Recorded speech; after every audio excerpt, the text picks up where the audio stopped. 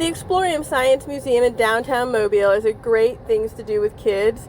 They have a brand new dinosaur exhibit that just opened and it's fantastic. There's hands-on activities for kids. There's a ton of different displays that are at kids' heights so they can learn about dinosaurs. Really great information provided without being super overwhelming, which is really nice.